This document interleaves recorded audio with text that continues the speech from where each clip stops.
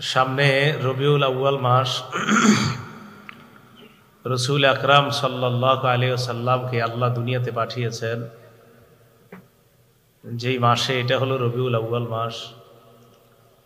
তো এই রবিউল আউয়াল মাসে রসুল আকরাম সাল্লাল্লাহু আলাইহি ওয়াসাল্লামকে আল্লাহ দুনিয়াতে পাঠিয়েছেন। নবীজি সাল্লাল্লাহু আলাইহি সাল্লামকে কেন্দ্র করে, ওনার জন্মকে কেন্দ্র করে আমাদের মাঝে কিছু বাড়াবাড়ি হয়, কিছু বেদাত এবং কিছু ছাড়াছাড়ি হয়। এই জন্য মা বোনরা সহ আমরা যারা আছি সবাই মনোযোগ সহকারে প্রাথমিক কথাগুলো আমরা অবশ্যই সবাই শ্রবণ করব, এবং যাদের স্ত্রী সন্তান সম্ভব হয় আপনারা মেহেরবানি করে আপনাদের বিবিদেরকে এই কথাগুলো খুব ভালোভাবে শ্রবণ করানোর চেষ্টা করবেন। মা বোনরাও ভালো করে শোনেন। নবীজি সাল্লাল্লাহু আলাইহি সাল্লামকে আল্লাহ দুনিয়াতে পাঠিয়েছেন রহমত হিসাবে। এই কথাটা আল্লাহ বলেন, ওয়ামা আরসালনাকা ইল্লা রাহমাতাল লিল আলামিন। নবী মুহাম্মদ সাল্লাল্লাহু আলাইহি সাল্লাম, আমি আপনাকে গোটা জগতের জন্য রহমত হিসাবে দুনিয়াতে পাঠিয়েছি। নবীজি সাল্লাল্লাহু আলাইহি সাল্লাম দুনিয়াতে আগমন করলেন, আল্লাহ যে ওনাকে সৃষ্টি করলেন, মাথা থেকে পা পর্যন্ত নবীজি কেমন ছিলেন সামান্য একটু বর্ণনা আমরা শুনে নিব। প্রথম কথা হলো, হাদিসের একটা কিতাব আছে নাম আল জামিউস সগীর, ইমাম সুয়ুতি রহমতুল্লাহ আলাইহির লেখা, 6452 নাম্বার হাদিস। এই হাদিসের মধ্যে আসছে, কানান নবিয়্যু সাল্লাল্লাহু আলাইহি ওয়াসাল্লাম আবয়াদা কাআন্নামা সিগা মিন ফিদ্দা। রসুল আকরাম সাল্লাল্লাহু আলাইহি সাল্লাম এতটা সৌন্দর্যময় ছিলেন যেন রূপা দ্বারা নবীজির দেহটাকে গঠন করা হয়েছে। কি দ্বারা? রূপা। মা বোনদের পেটে যখন সন্তান থাকবে নবীজিকে নিয়ে ভাববে, সিনেমা নাটক না দেখে, নবীজিকে যেন রূপা দ্বারা তার দেহটাকে সাজানো হয়েছে।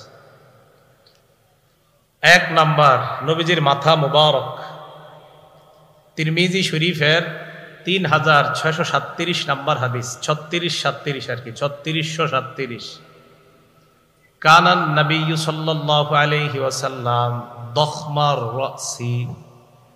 নবীজি সাল্লাল্লাহু আলাইহি সাল্লামের মাথাটা তুলনামূলক একটু বড় ছিল, একদম ছোট ছিল না, দেখতে খুব চমৎকার ছিল। এমন ভাবে আল্লাহ তার মাথাটাকে সাজিয়েছে। দ্বিতীয়, মাথার মধ্যে চুল কেমন ছিল? একটা কিতাব আছে নাম জাওয়াইদুল মুসনাদ, 944 নাম্বার হাদিস। এই হাদিসের মধ্যে আসছে, কানা রাসূলুল্লাহি সাল্লাল্লাহু আলাইহি ওয়াসাল্লাম কাসীরা শা'রির রাসি। নবীজি সাল্লাল্লাহু আলাইহি সাল্লামের মাথার চুলগুলো অধিক ঘন ছিল, চুলগুলো ঘন ছিল। 3 নাম্বার, চুলগুলা দেখতে কেমন ছিল? মুসলিম শরীফের 2347 নাম্বার হাদিস। আমাদের মাদ্রাসার পাঠ্যপুস্তক অনুযায়ী লা বিল জাদিল কাতিতি, নবীজির চুল মুবারক একবারে কোকড়ানো ছিল না, ওয়ালা বিসাবতি, একদম লম্বাও ছিল না। নবীজির চুল মুবারক কোকড়ানো ছিল না, লম্বাও ছিল না। তাহলে কেমন ছিল? আল জামিউস সগীর 6452 নাম্বার হাদিসে আসছে, কানা রাসূলুল্লাহি সাল্লাল্লাহু আলাইহি ওয়াসাল্লাম রাজিলা শা'রি। নবীজির চুল মুবারক গুলো এমন সুন্দর ছিল, হালকা ঢেউ খেলতো মাথার মধ্যে চুলগুলো। এই চুলের মধ্যে স্মৃতি হতো কিভাবে? নবীজি নিজে কাটতে চাইতেন না, স্মৃতি হয়ে গেলে নবীজি স্মৃতি কাটতেন। এটাও আল জামিউস সগীর হাদিস নাম্বার 6475 নাম্বার হাদিস। ইনিন ফারাকাত আকিকাতুহু ফারাকা, চুলগুলা যদি এমনি এমনি স্মৃতি কাটতো, ফারাকা, তাহলে নবীজি স্মৃতি কাটতেন চুলের মধ্যে মাছ থেকে।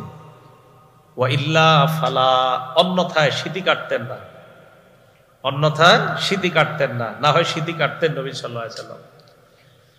মুসলিম শরীফের 2344 নাম্বার হাদিসের মধ্যে আসছে, নবীজি সাল্লাল্লাহু আলাইহি সাল্লামের সামনের চুল মোবারক এবং সামনের দুই একটা দাড়ির ব্যাপারে আসছে। قد شمط رأس رسول الله صلى الله عليه وسلم قد شمط مقدم رأس رسول الله صلى الله عليه وسلم ولحيته আল্লাহর নবীর চুল মুবারকের সামনে এবং দাড়ির সামনের কিছু পাকা ছিল, সামনে এবং দাড়ির কিছু পাকা ছিল। মোট 18টা, কয়টা? 17 বা 18টার মতো। এখন এই চুলগুলা যে পাকা ছিল সব সময় বোঝা যাইতো না যে চুল এরকম পাকা ছিল, তাহলে বোঝা যাইতো কিভাবে? হাদিসের মধ্যে আসছে কানা ইদা দাহনা লাম ইয়াতাবায়ান, নবীজি যখন তেল ব্যবহার করতেন তখন সাদা চুলগুলা দেখা যাইতো না, তেল দিলে তখন আর সাদা চুল দেখা যাইতো না। ওয়া ইদা কানা শাইসা রাসুহু, চুলগুলা যখন অগোছালো হতো, তাবায়ানা, তখন সামনের এবং দাড়ি সাদা এইগুলা স্পষ্ট হয়ে যাইতো। তো বেশি ছিল না। নবীজি সাল্লাল্লাহু আলাইহি সাল্লামের ইন্তেকাল পর্যন্ত অনেকের অভিমত 18টা সাদা, তার 63 বছরে মাত্র 18টা। তো রাসূল আকরাম সাল্লাল্লাহু আলাইহি সাল্লামের চুল মোবারক সামনে যদি তেল দিয়ে রাখতো তাহলে বোঝা যাইতো না সাদা, আর যদি তেল ছাড়া অনেক সময় দেখা যেত চুল যদি অগোছালো হইতো, আঁচড়াইতো না, যদি এমন হইতো যে চুল কোনো কারণে সামনে আসছে, তখন বোঝা যাইতো যে দুই একটা পাকা আছে। এই হলো নবীজির চুলের অবস্থা। 4 নাম্বার, নবীজি সাল্লাল্লাহু আলাইহি সাল্লামের চুল কতটুকু রাখতেন?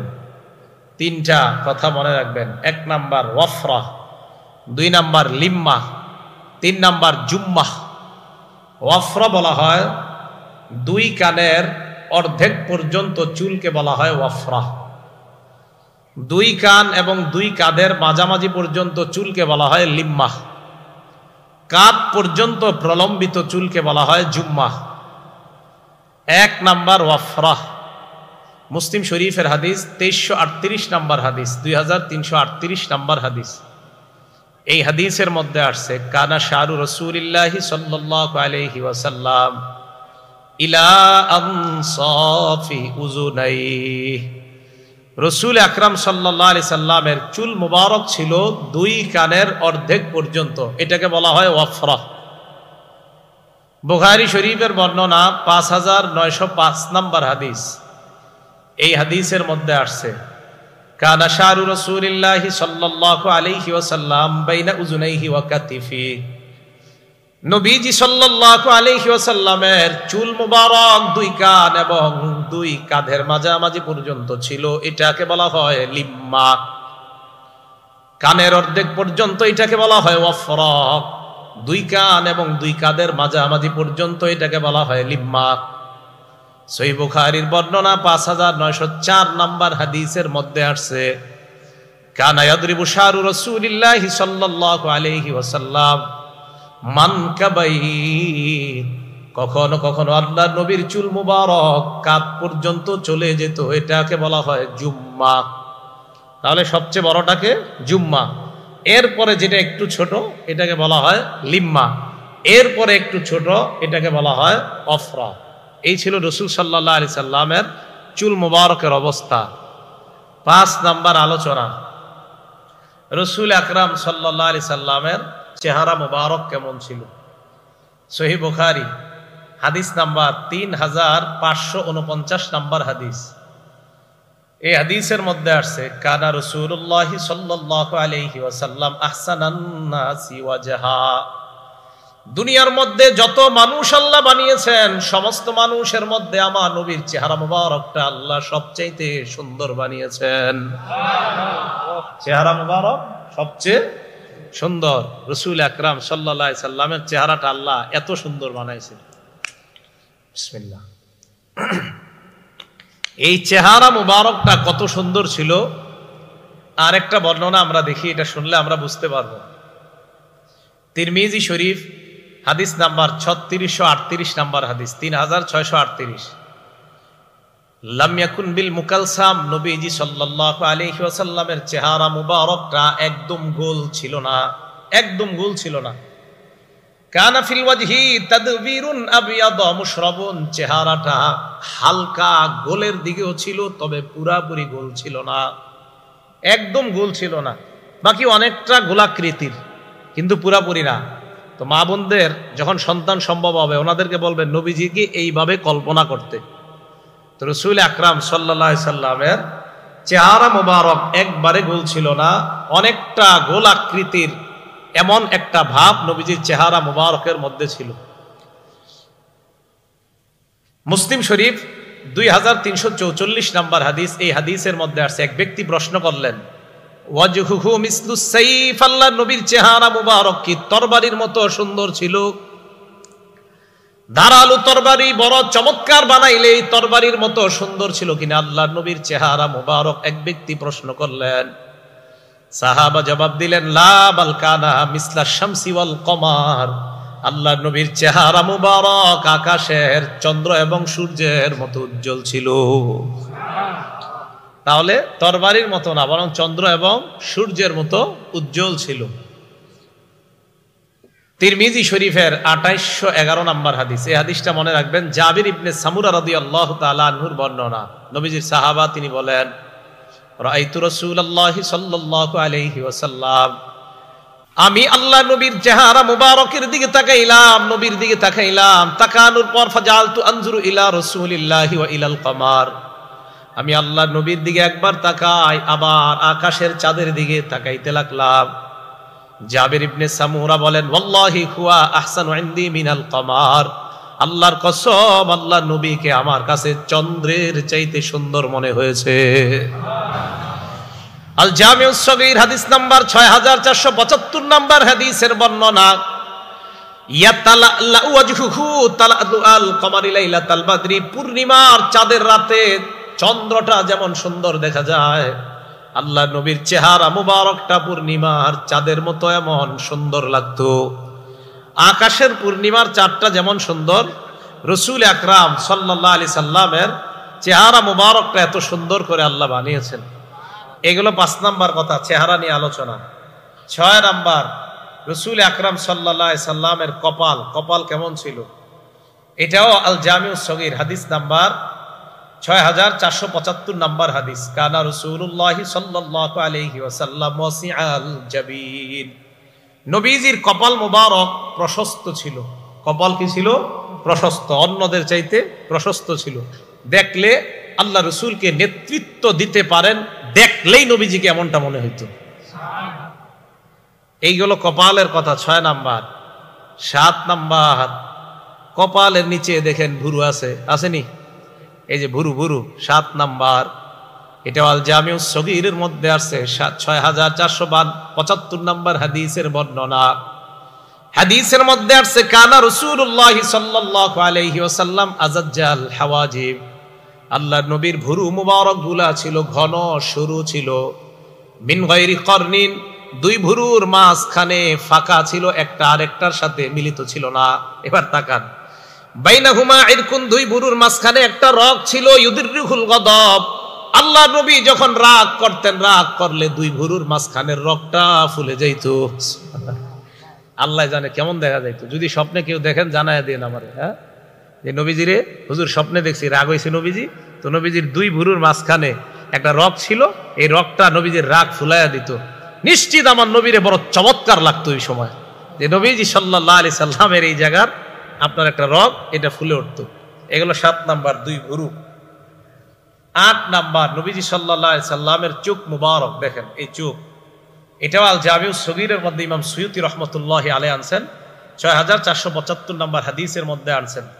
তিনি বলেন রাসূল আকরাম সাল্লাল্লাহু আলাইহি সাল্লামের এই চোখ মুবারকের বর্ণনা উনি এইভাবে দিলেন, আশকালাল আইনাইন, আল্লাহ নবী সাল্লাল্লাহু আলাইহি সাল্লামের চোখের এই পাশগুলা দিয়ে, এইগুলা দিয়ে একটু লালিমা লালিমা ভাব ছিল, আবার দীর্ঘ ছিল। দেখলেই মনে হতো, চোখটার দিকে তাকাইলেই মায়া মায়া লাগতো। চোখের দিকে তাকাইলে কি লাগতো? মায়া লাগতো। একটা কিতাব আছে সহিহুল আদাবিল মুফরাদ, নাসিরউদ্দিন আলবানী রহমতুল্লাহ আলাইহির লেখা। এই কিতাবের 988 নাম্বার হাদিস, এখানে আসছে কানা রাসূলুল্লাহি সাল্লাল্লাহু আলাইহি ওয়াসাল্লাম আযীমাল আইনাইন, আল্লাহর নবীর 2 চোখ মুবারক আল্লাহ এমন ভাবে সাজিয়েছেন, জান্নাতের মধ্যে হুরদের চোখ যেমন ডাগর ডাগর চক্ষু বিশিষ্ট হুর আল্লাহ বানিয়েছেন, আমার নবীর দুই চোখ আল্লাহ দুনিয়াতে থাকতেই ডাগর ডাগর চোখ বানিয়ে দিয়েছেন। দুই চোখ মুবারক ছিল, ডাগর ডাগর চক্ষু বিশিষ্ট, আজিম আল আইনাইন। তিরমিজি শরীফের বর্ণনা, 3638 নম্বর হাদিসের বর্ণনা, কানা রাসূলুল্লাহ সাল্লাল্লাহু আলাইহি ওয়াসাল্লাম আদআজাল আইনাইন, আল্লাহ রাসূল সাল্লাল্লাহু আলাইহি ওয়াসাল্লামের চোখের মণি ছিল কালো। চোখের মণি কেমন ছিল? কালো। চোখ ছিল ডাগর ডাগর, চোখের মণি ছিল কালো। পাশ দিয়ে যখন তাকাইতো একটা মায়া মায়া লাগতো, অনেকটা লালিমা ভাব ছিল, পুরোপুরি না। আবার চোখের পাশটা ছিল আপনার বড় বড়, চোখ একদম ছোট ছিল না, আবার অনেক বড় ছিল না, বরং এমন ছিল যার চোখের দিকে তাকাইলেই যে কেউ তার চোখের মায়া পড়ে যেত। এত সুন্দর করে আল্লাহ রসুলের চোখ আল্লাহ বানিয়েছেন। এগুলো 8 নাম্বার কথা। 9 নাম্বার দেখেন, চোখ, চোখের পরে নাক। এই নাক কেমন ছিল?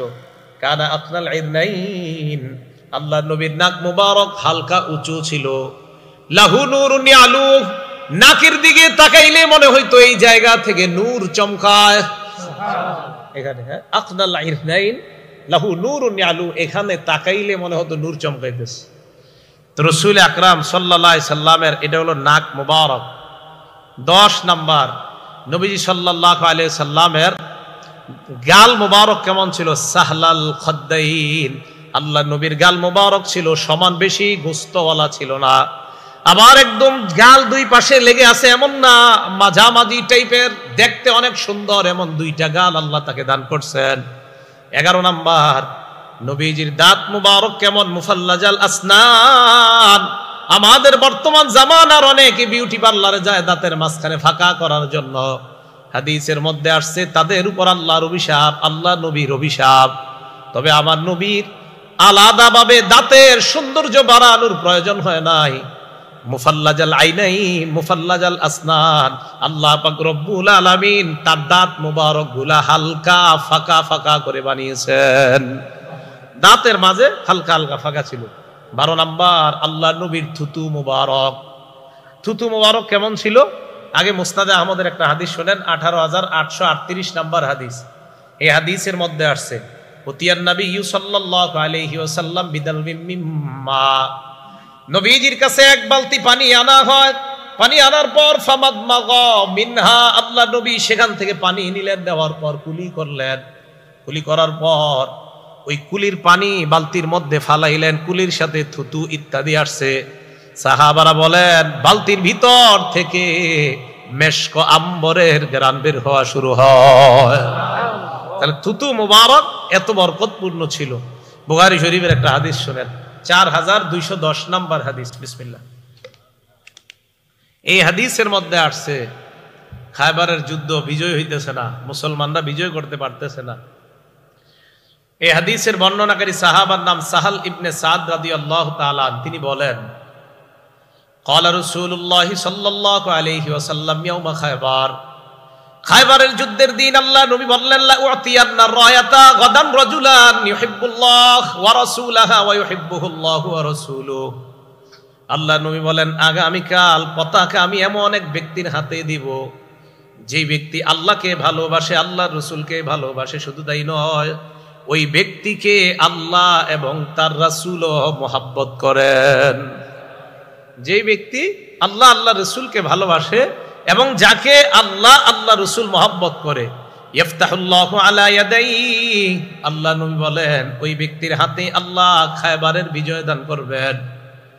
সাহাবারা রাতের বেলা ঘুমায় না, ফাবাতু ইয়াদুকুনা, সাহাবারা রাতের বেলা এই চিন্তায় কাটাইতে লাগলো, কারে জানি সকালবেলা আল্লাহ নবী তরবারিটা দেয়, পতাকাটা কার হাতে জানি দেয়, এই চিন্তায় রাতের বেলা সাহাবারা ঘুমায় না, পেরেশান। ফালাম্মা আসবাহু গাদাউ আলা রাসূলিল্লাহি সাল্লাল্লাহু আলাইহি ওয়াসাল্লাম, সকাল যখন হয় সবাই আল্লাহ নবীর কাছে আসলেন। নবীজি এইভাবে সবার দিকে তাকায়, তাকানোর পর আল্লাহ নবী বললেন, নবীজি সবার দিকে যখন তাকায় সাহাবারা বললেন কুল্লুহুম ইয়ারজু আইয়ুতাহা রায়া, সবার আশা আল্লাহ নবী মনে হয় আমাকেই পতাকাটা দিবেন, সবারই আশা মনে হয় পতাকাটা আমাকেই দান করবেন। এদিক সেদিক তাকায় বললেন আইনা আলী ইবনু আবি তালেব, আলী ইবনে আবি তালেব আমার সাহাবা, আলী কোথায়? সাহাবারা জবাব দিলেন, ইশতাকি আইনাইহি ইয়া রাসূলুল্লাহ, আপনার সাহাবা আলীর চোখের মধ্যে সমস্যা, তাই আজকে আসতে পারে নাই। ফারসালু ইলাইহি, আল্লাহ নবী হযরত আলীকে ডাকলেন। ডাকার পর বললেন, আলী সবাইকে ডাকলাম পতাকা দেওয়ার জন্য, তুমি কেন আসো নাই? বলে আমার চোখের মধ্যে সমস্যা। ফাবাসাকা ফি আইনাই, হযরত আলীর চোখে আল্লাহ নবী থুতু মুবারক লাগায় দেয়। থুতু দেওয়ার পর হযরতে আলী ফাবারা কাআল্লাম ইয়াকুন বিহি ওয়াজাউন, এমন ভাবে সুস্থ হয়ে যায় মনে হয় হযরত আলীর চোখে জিন্দেগিতে কোনো অসুস্থতা হয় নাই। এই ছিল নবী সাল্লাল্লাহু আলাইহি সাল্লামের থুতু মুবারকের অবস্থা। নবীজি সাল্লাল্লাহু আলাইহি সাল্লামের থুতু মুবারক এত দামি ছিল। 13 নাম্বার, রাসূল আকরাম সাল্লাল্লাহু আলাইহি সাল্লামের দাড়ি মুবারক। কানা রাসূলুল্লাহ সাল্লাল্লাহু আলাইহি ওয়াসাল্লাম কাসাল লিহিয়া, নবীর দাড়ি মুবারক ছিল ঘন। বলেন তো দাড়ি মুবারক কেমন ছিল? ঘন। এটা আল জামিউস সগীরের হাদিস, 6475 নাম্বার হাদিসের বর্ণনা। 14 নাম্বার, রাসূল আকরাম সাল্লাল্লাহু আলাইহি সাল্লামের এই কাঁধ মুবারক, এই যে কাঁধ মুবারক কেমন ছিল? নবীজি সাল্লাল্লাহু আলাইহি সাল্লামের কাঁধ মুবারক, এটা আল জামিউস সগীরের মধ্যে আসছে। দেখেন কি কয়, আমার নবীর কাঁধ মুবারক এত সুন্দর, কান্না উনুকাহু, গর্দান মুবারক এত সুন্দর, কান্না উনুকাহু জিদু দুমিয়াতিন ফি সাফাইল ফিদ্দা। হাদিসের মধ্যে আসছে নবীর গর্দান মুবারক এত সুন্দর, মণি মুক্তা রূপার একটা প্লেটের মধ্যে রাখলে যেমন চকচক করে, আমার নবীর গর্দান মুবারকটা আল্লাহ এমন ভাবে সাজিয়ে দিয়েছেন। এটা হলো গর্দান মুবারকের অবস্থা।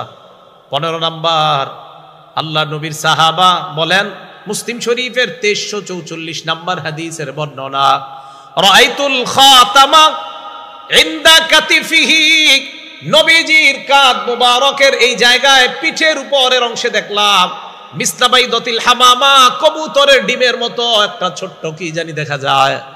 জিজ্ঞাসা করলাম এটা কি? নবী জবাব দিলেন, এটাই হলো নবুয়তের মোহর, এটাই হলো মোহরে নবুয়ত।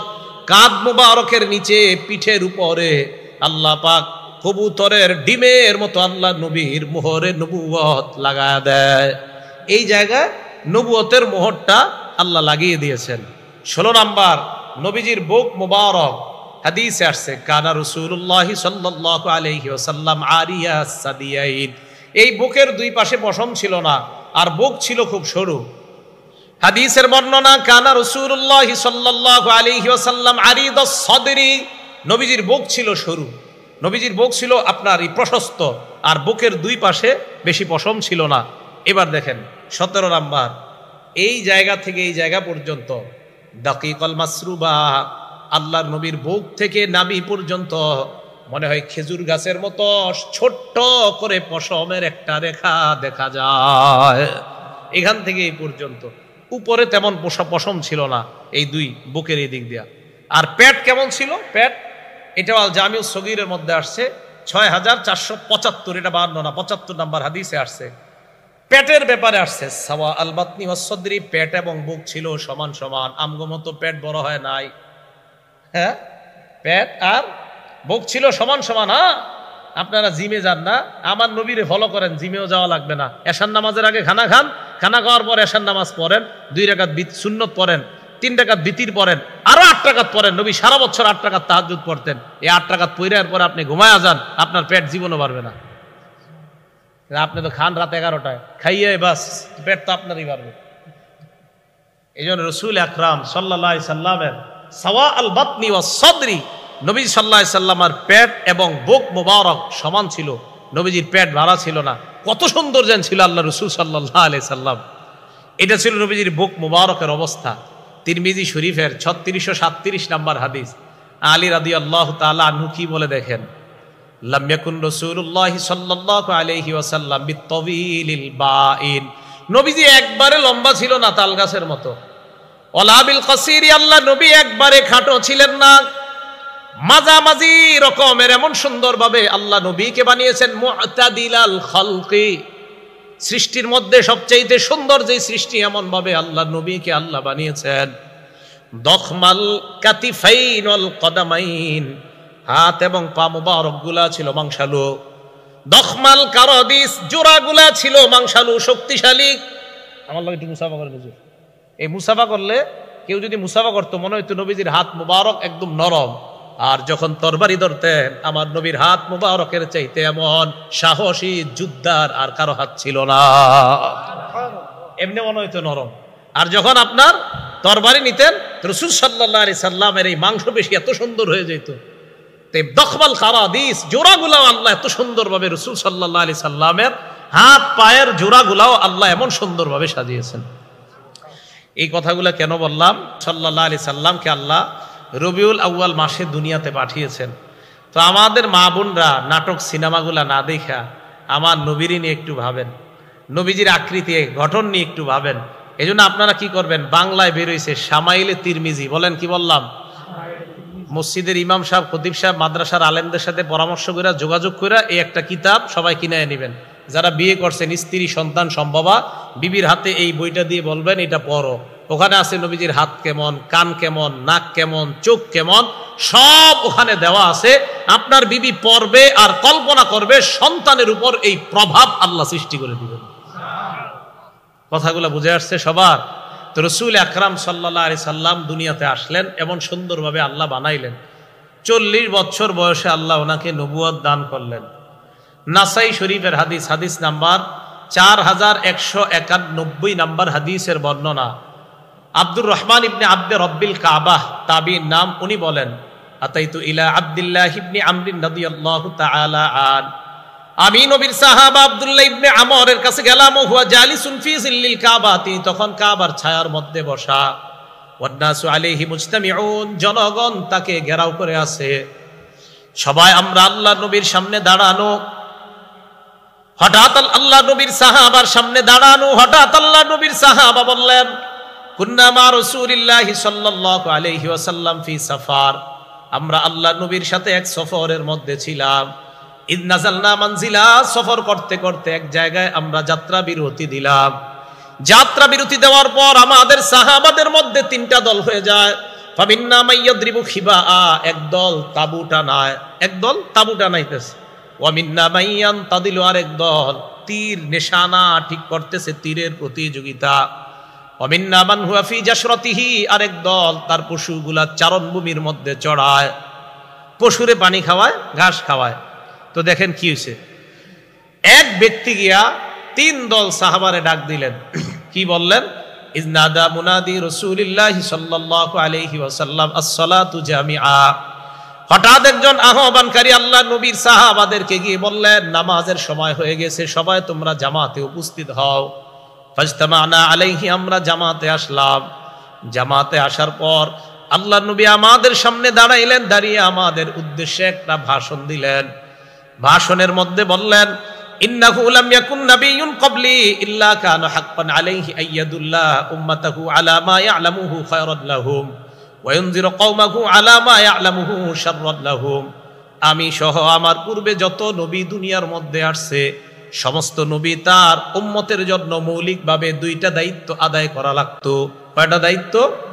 সব নবী তার উম্মতের জন্য 2টা দায়িত্ব পালন করা লাগতো, আমি সহ যত নবী দুনিয়াতে আসছে।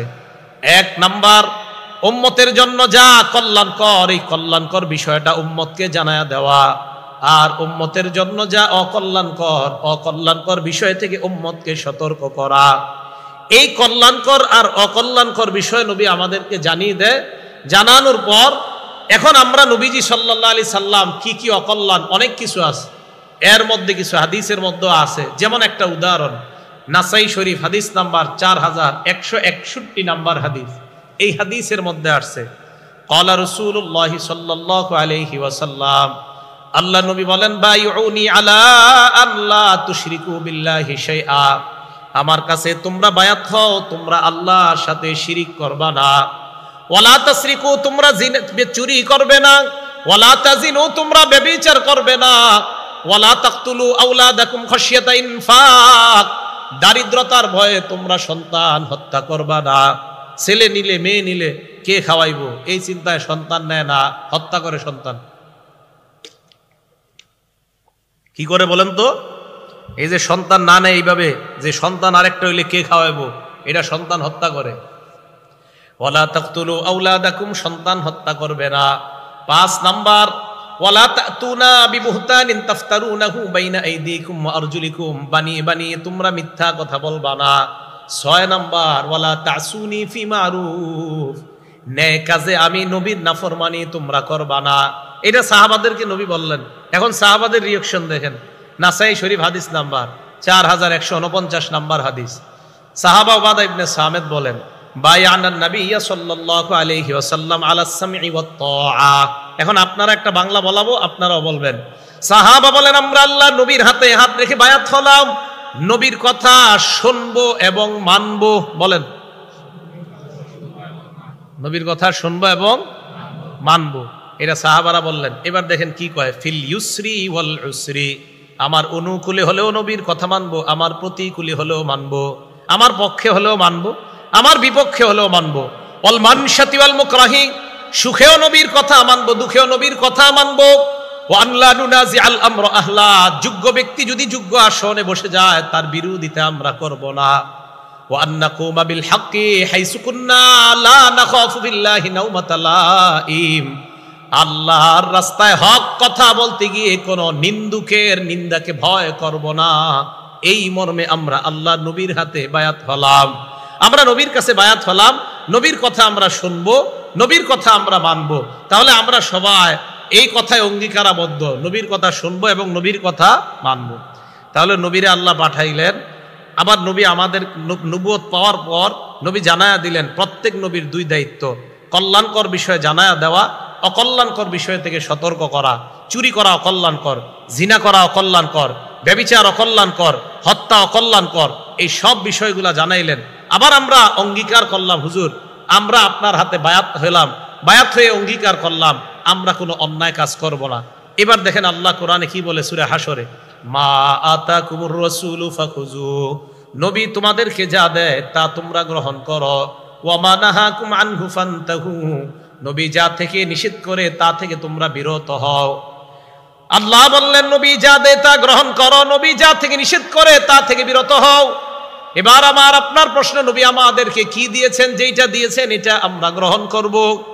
সহিহুত তারগীব 40 নম্বর হাদিসের বর্ণনা, আল্লাহ নবী বলেন, তারাকতু ফীকুম মা ইন ইয়াতাসামতুম বিহি ফালান তাদিল্লু আবাদা, আমি তোমাদের কাছে 2টি জিনিস দিয়ে গেলাম, এই 2টা আঁকড়ে ধরবা, কখনো তোমরা পথভ্রষ্ট হবে না।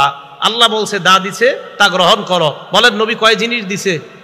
2 জিনিস, কিতাব আল্লাহ, আল্লাহর কোরআন, 2 নাম্বার সুন্নাত রাসূলি, আল্লাহর নবীর সুন্নত। 1 নাম্বার কোরআন, 2 নাম্বার সুন্নত। খুব মন দিয়ে শুনেন, কোন দিকে আমি একটা গুরুত্বপূর্ণ কথার দিকে আগাইতেছি। 1 নাম্বার কোরআন, 2 নাম্বার সুন্নত। এখন বোঝা গেল আমরা কোরআন সুন্না মানবো, আর কোরআন সুন্না থেকে আমরা সব শিখবো, কোনটা কল্যাণকর আর কোনটা অকল্যাণকর। ইবনে মাজাহ হাদিস নাম্বার 11, এই হাদিসের বর্ণনাকারী জাবের রাদিয়াল্লাহু তাআলা আন, তিনি বলেন, আন জাবির ইবনে আব্দুল্লাহ রাদিয়াল্লাহু তাআলা আন, জাবির ইবনে আব্দুল্লাহ বলেন, কুন্না ইনদান নবী সাল্লাল্লাহু আলাইহি ওয়াসাল্লাম, আমরা আল্লাহর নবীর সামনে আছি, নবীজি আমাদের সামনে আসলেন, খত্ত রাসূলুল্লাহ, খত্ত নবী একটা লম্বা দাগ দিলেন, দাগ দেওয়ার পর খত্ত খত্তাইনি আন ইয়ামিনি, ডানে 2টা দাগ দিলেন, ও খত্ত খত্তাইনি আন শিমালি, বামে 2টা দাগ দিলেন। আবার নবী আসলেন, আসার পর মাঝে একটা দাগ দিলেন, ডানে 2টা দাগ দিলেন, বামে 2টা দাগ দিলেন, দেওয়ার পর সুম্মা ওয়াদা'a ইয়াদাহু নবী সাল্লাল্লাহু আলাইহি ওয়াসাল্লাম ফিল খত্তিল আওসাত, আল্লাহ নবী তার হাত মুবারক মাঝখানের রাস্তার মাঝখানের দাগের উপর রাখলেন। বলেন তো দাগ কি একটা দিছে না অনেকগুলা? অনেক, কিন্তু রাখছে কোনটার উপর? মাঝখানে। মাঝখানের দাগে হাত রাখার পর নবী বললেন, হাদা সাবিলুল্লাহি মুস্তাকিমা, এটাই হলো আল্লাহর সোজা রাস্তা, এটা হলো আল্লাহর সোজা রাস্তা, তথা কোরআন সুন্নাহর রাস্তা এটাই। তো কোরআন সুন্নাহর রাস্তা একটা, এটা সিরাতে মুস্তাকিম। আশেপাশের রাস্তা সব শয়তানের রাস্তা, প্রত্যেক রাস্তা এক শয়তান দাঁড়ায় দাঁড়ায় আমাকে আপনাকে আহ্বান করে। বলেন কোরআন সুন্নাহর রাস্তার নাম কি? সিরাতে মুস্তাকিম। তাহলে কোরআন সুন্নাহর রাস্তা হলো মাঝের রাস্তাটা, আশেপাশের রাস্তাগুলা শয়তানের রাস্তা। কল্যাণকর আর অকল্যাণকর বিষয় জানবো থেকে? কোরআন সুন্নাহ থেকে। আর কোরআন সুন্নাহ অনুযায়ী চলবো যেই রাস্তা, ওই রাস্তাটার নামে সিরাতে মুস্তাকিম। ইবনে মাজার 12 নম্বর হাদিস, যে মূল কথাটা আমি যেটা বলার জন্য চাইতেছিলাম, এই কিছু ওই কথার দিকে আসলাম। এখন এবার ইবনে মাজার হাদিসটা শুনেন। এই হাদিসের বর্ণনাকারী মিকদাম ইবনে মাদি কারব রাদিয়াল্লাহু তাআলা তিনি বলেন, রাসূল আকরাম সাল্লাল্লাহু আলাইহি সাল্লাম ইরশাদ করেন, ইউশিকুর রাজুলু মুত্তাকিয়ান আলা আরিকাতি, শের জামানায় কিছু মানুষ কোরআন পড়তে পড়তে এত বড় গবেষক হবে, হওয়ার পর সিংহাসনের মধ্যে বসা থাকবে আর ভাব ধরবে আমার চাইতে বড় পণ্ডিত আর দুনিয়ায় কেউ নাই, শুধু কোরআন পড়তে পড়তে অনেক বড় গবেষক হয়ে গেছে কোরআন। এবার ওই ব্যক্তির সামনে আমি আপনি আমরা কেউ গেলাম, যাওয়ার পর হাদিস পেশ করলাম, ইউহাদ্দাসু বিহাদিসিম মিন্নি, আমার হাদিস তার সামনে যখন পেশ করা হয় ওই ব্যক্তি বলবে, বাইনানা ওয়া বাইনাকুম কিতাবুল্লাহ, আমাদের মাঝে তোমাদের মাঝে আল্লাহর কোরআন থাকতে হাদিসের কি প্রয়োজন? আওয়াজ দিয়ে বলেন নাউজুবিল্লাহ। কোরআন থাকতে হাদিসের কি প্রয়োজন? বলেন আমগো কাছে নবীজি কি শুধু কোরআন দিছে না কোরআন সুন্নাহ? না, আবার আল্লাহ কইছে নবী যা দিছে এটা গ্রহণ করো। নবী দিছে কয় জিনিস?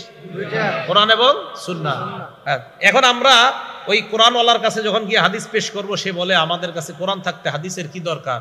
এখন সে যুক্তি দেয়, ফামা ওয়াজাদনা ফীহি মিন হারামিন হারামনা, কোরআনের হারাম হারাম মানলেই হয়, ওয়া ওয়াজাদনা ফীহি মিন হালালিন ইস্তাহলালনা, কোরআনের হালাল হালাল মানলেই হয়, বা কোরআনের হালাল কোরআনের হারাম মানলেই তো। হাদিসের কি দরকার?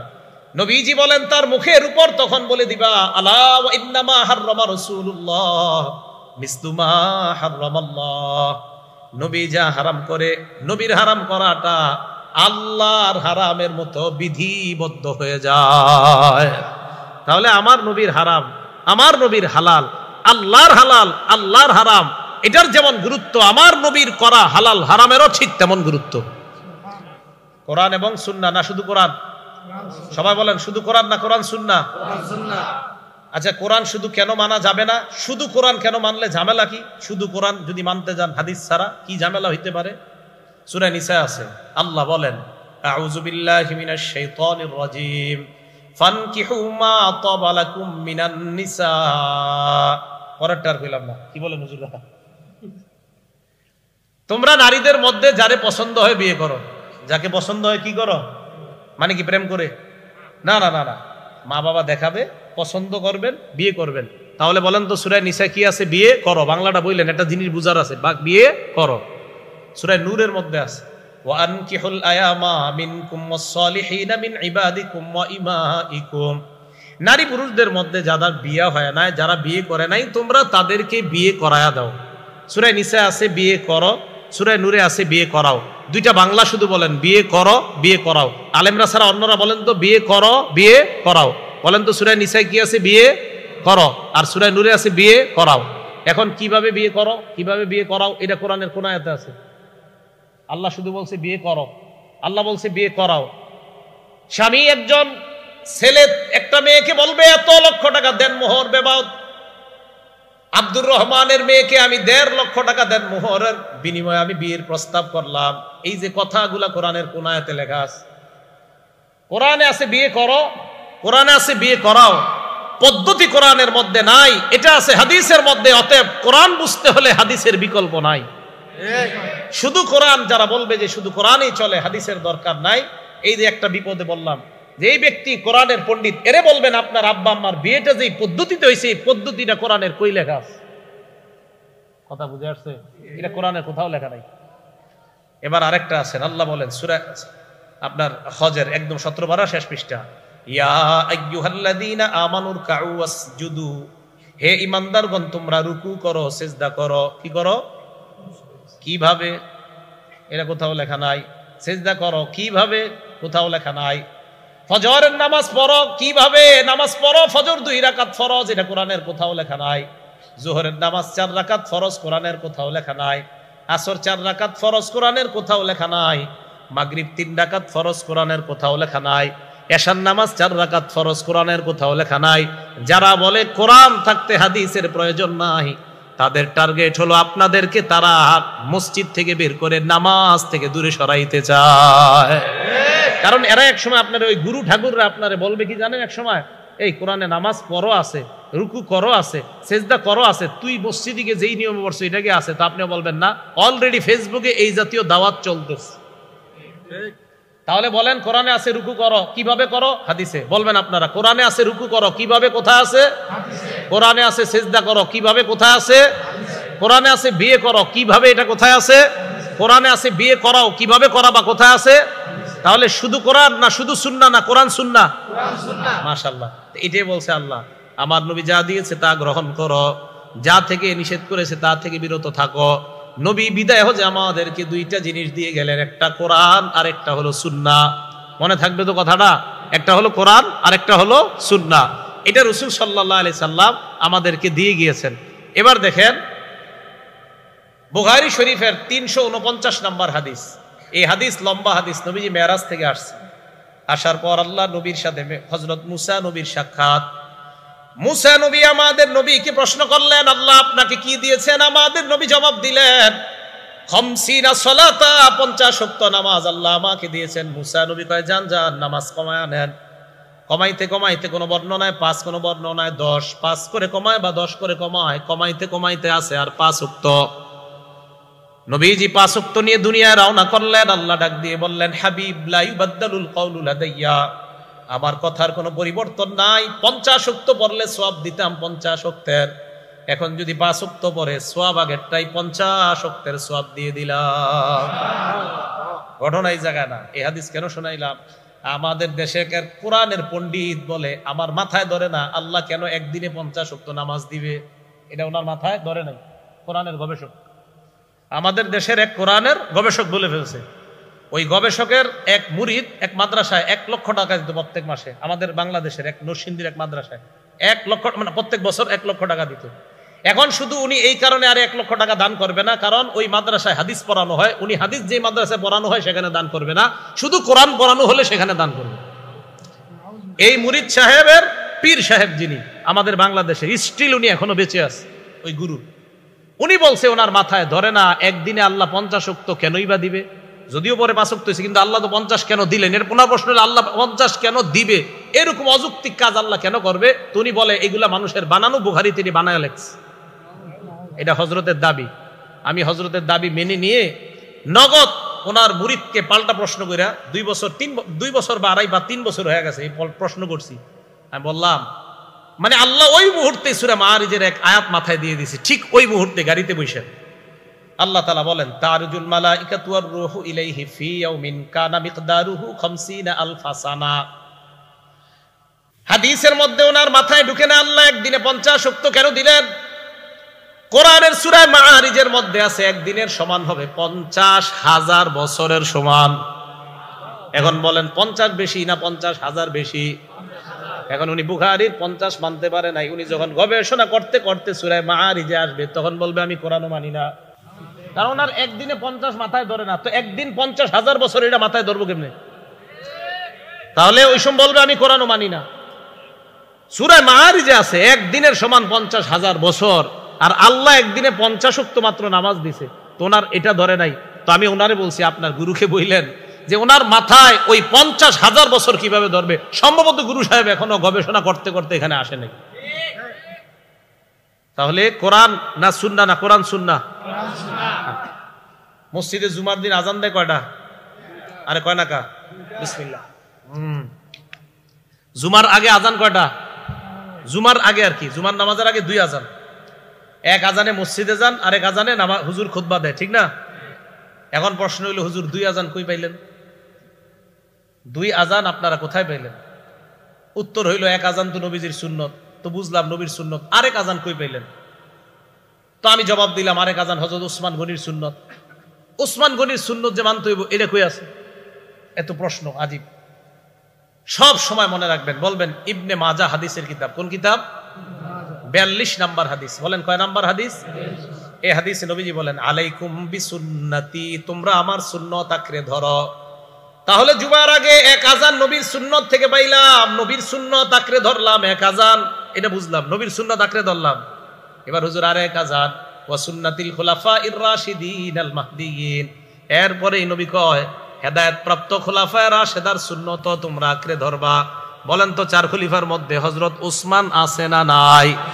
তাহলে আলাইকুম বিসুন্নতি দিয়া এক আজান, ওয়া সুন্নাতিল খুলাফায়ে রাশিদিন দিয়া আরেক আযান। অতএব দুই আযান দেওয়া মানে আল্লাহ নবীর সুন্নতের কথা মেনে নেওয়া। অতএব দুই আযান দেওয়া মানে নবীর কথা মেনে নেওয়া। কারণ নবী ইবনে মাজার 42 নম্বর হাদিসে বলছে, তোমরা আমার সুন্নত ধরো, খোলাফায়ে রাশেদার সুন্নত। দেখেন, খোলাফায়ে রাশেদার ধর, মনে করেন এই চারজনের সুন্নতও ধরো, খোলাফায়ে রাশেদার সুন্নত। তো আমার সুন্নত পালন করতে গিয়ে এক আযান, খোলাফায়ে রাশেদার মধ্যে হযরত ওসমানের সুন্নত আরেক আযান। তো ওসমানের সুন্নত পালন করাও মানে নবীর কথা মানা, কারণ নবী তো বলছে আমার খোলাফায়ে রাশেদা সাহাবা যারা তাদের সুন্নত আঁকড়ে ধরো। তাহলে দুই আযান মানা মানে আল্লাহ রাসূল সাল্লাল্লাহু আলাইহি সাল্লামের কথা মেনে নেওয়া। আলেম ছাড়া অন্য যারা ঠিক কইতাছেন, বুঝা ঠিক কইতাছেন না বুঝা? বুঝা। তাহলে আলাইকুম বিসুন্নতি, তোমরা আমার সুন্নত আঁকড়ে ধরো। ওয়া সুন্নাতিল খুলাফাইর রাশিদিন আল মাহদিয়িন, হেদায়েত প্রাপ্ত চার খলিফার সুন্নত আঁকড়ে ধরো। হযরত উসমান গনি চার খলিফার মধ্যে 3 নম্বর খলিফা। তাহলে এক আযান এই সুন্নত নবীর সুন্নত থেকে পাই, আরেক সুন্নত হযরতে উসমান গনির সুন্নত থেকে পাই। তাহলে বলেন তো আমরা ইসলামী শরীয়ত মানি কোরআন সুন্নাহ অনুযায়ী না শুধু কোরআন অনুযায়ী? সুন্নাহ অনুযায়ী। আর সুন্নতের সংজ্ঞাটা কি শুধু নবীর সুন্নত না সাহাবাদেরও সুন্নত? মাশাআল্লাহ ভাই, যদি বুঝা থাকেন তো অনেক ভালো কথা।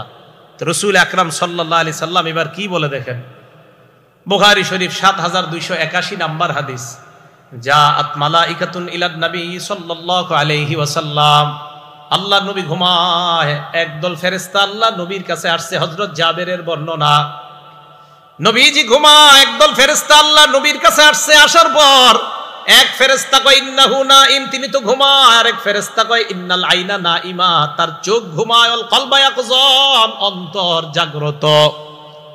আবার বলি, নবীজি ঘুমায় রইছে, ফেরেশতারা নবীর সামনে। এক ফেরেশতা কয় তিনি তো ঘুমায়, আরেক ফেরেশতা কয় তার চোখ ঘুমায়, অন্তর জাগ্রত। এখন আপনারা বলেন তো, আমি যে আপনাদের এই বুখারীর হাদিস শোনাইতেছি, আমি কেমনে শোনাইতেছি? নবী না ঘুমায় রইছে? হাদিসটা নবীর না?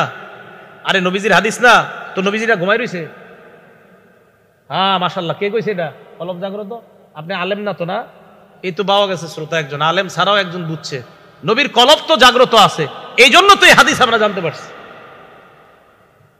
ফেরেশতা আসছে, আসার পর এক ফেরেশতা কয় তিনি তো ঘুমায়, আরেক ফেরেশতা কয় না, তার চোখ ঘুমায়, অন্তর ঘুমায় না।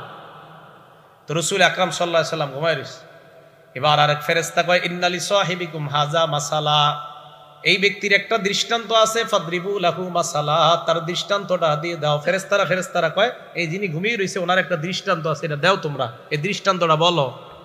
এবার আরেক ফেরেশতা কয় ইন্নাহু নাইম, তিনি তো ঘুমায়। আরেক ফেরেশতা কয় ইন্নাল আইনা নাইমা ওয়াল কলবা ইয়াকযান, তার চোখ ঘুমায়, অন্তর ঘুমায় না। ফেরেশতারা বলতে লাগলেন মাসালুহু কামাসালি রাজুলিন বানা দার, তার দৃষ্টান্ত এমন ব্যক্তির মতো যেই ব্যক্তি একটা ঘর বানিয়েছে, ওয়াজআলা ফিহা মা'দুবাতান, ঘরের মধ্যে দস্তরখান বিছিয়েছে, দস্তরখানের মধ্যে সুস্বাদু খাবার, বাসাদাইয়া, একজন আহ্বানকারীকে বাহিরে পাঠিয়েছে আহ্বান করার জন্য, দস্তরখানের দিকে মানুষকে ডাইকে আনো। আহ্বানকারী বাহিরে আসছে, আসার পর আমাকে আপনাকে আমাদেরকে পেয়েছে, পাওয়ার পর কয় ওই ঘরের মধ্যে দস্তরখান বিছানো আছে, সুস্বাদু খাবার, তোমরা চলো। আমরা তার কথা বিশ্বাস করার ক্ষেত্রে দুই দল হয়ে গেলাম। এক দল আমরা বিশ্বাস করলাম, ঘরের মধ্যে গেলাম, যাওয়ার পর দস্তরখানের খাবার খাইলাম। হাদিসের বর্ণনা, এই ব্যক্তির কথা একদল মানছে, মানার পর আজাবাদ দাইয়া ওয়া দাখালাদ দার ওয়া আকালা মিনাল মা'দুবা, আহ্বানকারীর কথা বিশ্বাস করছে, ঘরে গেছে, দস্তরখানের খাবার খাইছে। আরেক দল তার কথা বিশ্বাস করে নাই, লাম ইয়াদখুলিদ দার, ঘরেও যায় নাই, ওয়া লাম ইয়াকুল মিনাল মা'দুবা, দস্তরখানের খাবারও খায় নাই। এটা বুঝছেন এতটুকু বাংলাটা? এক ব্যক্তি একটা ঘর বানাইছে, ঘরে দস্তরখান বিছিয়েছে, দস্তরখানে সুস্বাদু খাবার, এই খাবার সাজানোর পর আমি মনে করেন বানাইছি, তো বানানোর পর সুস্বাদু খাবার সাজানোর পর একজনকে পাঠাইলাম, যান যাদেরকে পাইবেন তাদেরকে বলবেন ঘরে মজা মজা খাবার আছে, তো যারা আসবে তারা খাবে, যারা আসবে না তারা খাইতে পারবে না। তো একজন বাহিরে এসে বলছে এই ঘরে দস্তরখান আছে, মজাদার খাবার আছে, তোমরা যারা এই মজার খাবার খাইবা তাহলে তোমরা ঘরে যারা ঢুকবা মজার খাবার খেতে পারবা, আর যারা ঢুকবা না তারা খাবার খেতে পারবা না। তো এখন একদল কথা বিশ্বাস করছে, আরেক দল করে নাই। এই ফেরেশতারা এই কথাগুলা বলতেছে। এখন এক ফেরেশতা কয় আউবিলুহা লাহু, এই যে দৃষ্টান্তটা দিলা, এই দৃষ্টান্তটা কিসের দৃষ্টান্ত, এটা একটু তাকে বইলা শোনায় দাও। এবার দৃষ্টান্ত শোনাইতে লাগলেন, কিভাবে দেখেন। ফেরেশতা বলতে লাগলেন ফাদ্দারু আল জান্নাহ, যে ঘরটা, ঘরের দৃষ্টান্ত হলো আল্লাহর জান্নাত। ঘর বানিয়েছেন আল্লাহ, জান্নাত সাজিয়েছেন আল্লাহ, দস্তরখান বিছিয়েছেন আল্লাহ, দস্তরখানের মধ্যে খাবার সাজিয়ে রাখছেন আল্লাহ। ফাদ্দাঈ মুহাম্মাদুন সাল্লাল্লাহু আলাইহি ওয়াসাল্লাম, আর যেই লোকটা ঘুমিয়ে আছেন উনি হলেন মুহাম্মদ সাল্লাল্লাহু আলাইহি ওয়াসাল্লাম। ওনাকে আল্লাহ পাঠিয়েছেন ওই দস্তরখানের দিকে মানুষকে দাওয়াত দেওয়ার জন্য। যেই মানুষগুলা তার ডাকে সাড়া দেয় তারাই জান্নাতে যাবে, যাওয়ার পর দস্তরখানের সুস্বাদু খাবার খেতে পারবে। আর যারা তার ডাকে সাড়া দিবে না তারা ঘরেও যেতে পারবে না, দস্তরখানের সুস্বাদু খাবার খেতে পারবে না। এবার আল্লাহ নবীর সামনে ওই ফেরেশতারা বলতে লাগলেন, ফামান আতা মুহাম্মাদান সাল্লাল্লাহু আলাইহি ওয়াসাল্লাম ফাকাদ আতা আল্লাহ।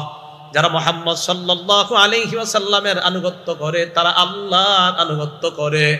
ওয়ামান আসা মুহাম্মাদান সাল্লাল্লাহু আলাইহি ওয়াসাল্লাম ফাকাদ আসাল্লাহ। নবীর নাফরমানি করে তারা আল্লাহর নাফরমানি করে।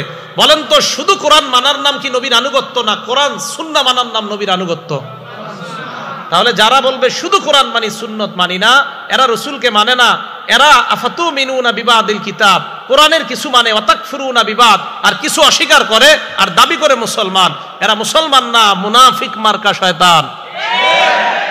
এদের গুরুরা আবার দাড়ির দলিল কোরআনে পায় না বলে দাড়ি রাখে না। প্রায় কিছু গুরু রাখছে দাড়ি যারা শুধু কোরআন মানে, আর অনেক গুরুরা এবং অনুসারীরা দাড়ি রাখে না, কারণ দাড়ির কথা হাদিসে আছে কোরআনে নাই। ওই যে বললাম কোরআন পড়ে না, পড়লে কোরআনেই দাড়ির কথা পাইতো। কি কইলাম বলেন তো? কোরআন পড়লে দাড়ির কথা পাইতো। মুসা নবী গেছে হারুন নবীর রেখা, যাওয়ার পর আল্লাহর কাছে গেছে। তো যাওয়ার পর আল্লাহ বললেন, কি করছেন আপনি? কি হয়েছে? আপনার জনগণ তো শেষ হয়ে গেছে। কি হয়েছে? তা আল্লাহ বলে দিলেন, আপনি আসার পর এরা বাছুর বানাইছে, বাছুরের পূজা শুরু করছে। তাই নাকি? হ্যাঁ। তো মুসা আলাইহিস সালাতু ওয়াস সালাম আল্লাহ লিতারদ আজিলতু ইলাইকা রব্বি লিতারদ, আল্লাহ আপনার কাছে একটু তাড়াতাড়ি আসছে, আপনি যাতে আমার প্রতি সন্তুষ্ট হন। ওই দিক দিয়ে তো ঘটনা খারাপ, জাতি তো এই ঝামেলা করছে। মুসা নবী কয় হারুন রে রাইখা আসলাম, দৌড়ে গেছে ভাইয়ের কাছে। ভাইয়ের কাছে যাওয়ার পর গিয়ে দেখে সত্যি সত্যি জনগণ বাছুর পূজা করতেছে। এবার আমার দিকে তাকান, হারুন নবীর দাড়িতে ধরছে মুসা নবী। বলেন তো কোথায় ধরছে? বলেন হারুন নবীর কোথায় ধরছে? হারুন নবীর দাড়িতে ধরছে আর চুলে ধরছে। হারুন নবী বললেন, ইয়াবনা লা তাখুজ বিলিহিয়াতি ওয়ালা বিরাসি, ও আমার মায়ের পেটের সন্তান ভাই, মানে মায়ের ছেলে, ও মায়ের ছেলে, তুমি আমার দাড়ি আর চুল ধরো না। কোরআনের আয়াত 16 বার আয়াত, লা তাখুজ বিলিহিয়াতি, তুমি আমার দাড়ি আর চুল ধরো না। বলেন দাড়ি যে ধরো না, তাহলে দাড়ি কি নাই এটা ধরতে, না দাড়ি আছে বলে ধরতে নিষেধ করছে? তো দাড়ির কথা কোরআনে বলে নাই, ওই যে পড়ে না কয় কোরআনের হুদা কিসের কোরআনের গবেষক। এই জায়গা আনেন একজন, আমি না হেফজখানার হাফেজে কোরআনের সামনে বসায় দেন আর ওরে খালি এক পারা অনুবাদ শিখাই দিবেন হেফজখানার একটা ছাত্ররে, দেখবেন গবেষক সব কই গেছে আল্লাহ খুঁজে পাবেন না। কোরআনে কি দাড়ির কথা আছে না? তো গবেষক সাহেবরা বায়না দিকে অনুসারী এবং উনি সহ দাড়ি রাখে না। কত বড় ভয়ঙ্কর ফিতনার মধ্যে আছি। তো বলেন আল্লাহ তাআলা বলছে রসুলকে পাঠাইলাম তোমাদের কাছে, উনি যা দিয়েছেন তা গ্রহণ করো, যা থেকে নিষেধ করেছে তা বর্জন করবা, তা থেকে বিরত থাকবা। উনি কয় জিনিস দিয়ে গেছে আমাদেরকে? কোরআন এবং সুন্নাহ। শুধু কোরআন না, শুধু সুন্নাহ না, কোরআন সুন্নাহ। তাহলে উভয়টা মানা, এই উভয়টা মানার নাম সিরাতে মুস্তাকিম।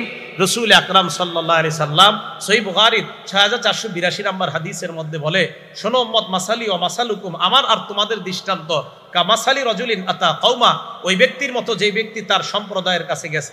যাওয়ার পর বলছে, ইন্নী রাআইতুল জাইশা বিআইনাইয়া, আমি এই দুই চোখ দিয়া অমুক জায়গায় দেখছি সশস্ত্র বাহিনী অপেক্ষা করতেছে যারা তোমাদের উপর অতর্কিত হামলা চালাবে। নবীর কথা মানার ক্ষেত্রে দুই দল হয়ে গেছে। এক দল তার কথা শুনছে, শুই না রাতের বেলা তাড়াতাড়ি নিরাপদে চলে গেছে, যে ব্যক্তি বলছে আর কি আমি শত্রু দেখে আসছি।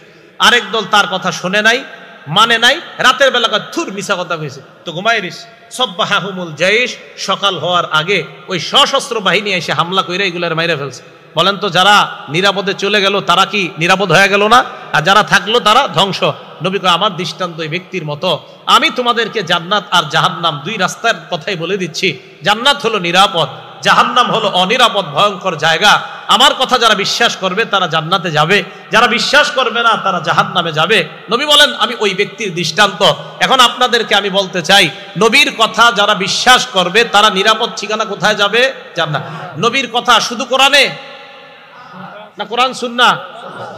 তাহলে রাসূল আকরাম সাল্লাল্লাহু আলাইহি সাল্লাম যেই দুই জিনিস রেখে গেলেন, কোরআন এবং সুন্নাহ, এই উভয়টা যেন আঁকড়ে ধরে আমরা সবাই কবরে যাইতে পারি, কিয়ামতের ময়দানে উঠতে পারি, একসাথে জান্নাতে যেতে পারি। আল্লাহ তৌফিক দান করেন।